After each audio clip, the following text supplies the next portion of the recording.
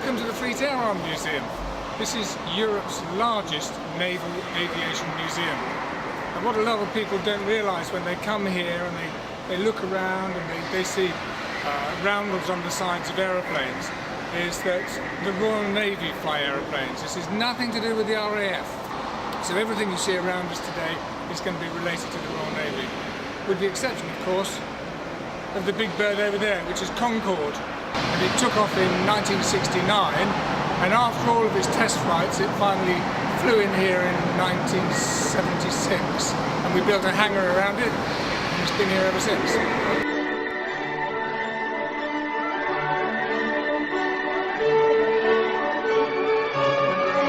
This was the fastest airliner ever to be in commercial service.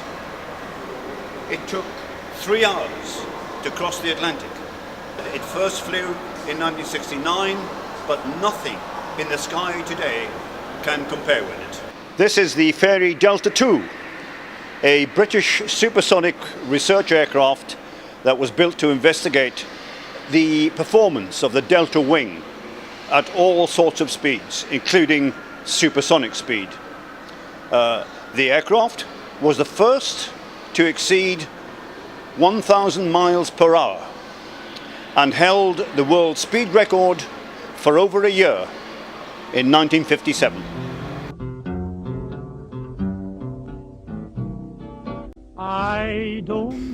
Now we go back almost 100 years.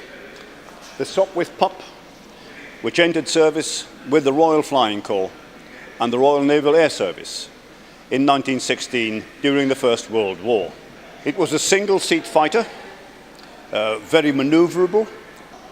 It was also used for aircraft carrier deck landing experiments. The short S-27, they were used by the Royal Naval Air Service to train the Royal Navy's first pilots, as well as being used for early experiments.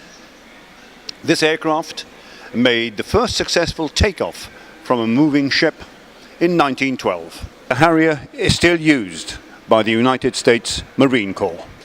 Many will remember it from the Falklands War when it shot down 20 Argentinian aircraft with the loss of only one. Set the world on fire. It's the Fairey Albacore. As you can see, it is a biplane which carried a 3-man crew and was used mainly as a torpedo bomber in the Second World War. It required great courage to fly one of these in a torpedo attack against enemy ships. We have just seen a British torpedo bomber, and here is an American equivalent. This is the Grumman Avenger. It was operated by the United States Navy from around 1942, and it fought right throughout the Pacific War. The Royal Navy also used it in some numbers, and it was in service right up to around 1960. Everyone knows about the Spitfire, and here is the naval version of that aircraft, as you can see by the folding wings, and it is called the Supermarine Seafire.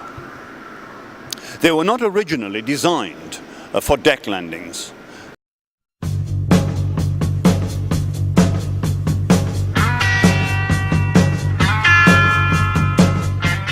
It was developed from earlier piston-engined aircraft.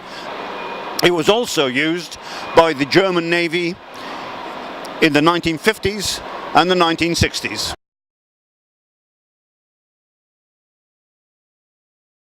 Before we finish our tour of the Fleet Air Arm Museum today, you might like to know that it contains 3 conference centres: the Flight Deck Centre, the Augusta Westland Centre, and the Swordfish Centre, where we are at present. Whatever your needs or interests, I recommend you visit the Fleet Air Arm Museum. I can assure you, you won't regret it. Ooh, the red, white, and blue.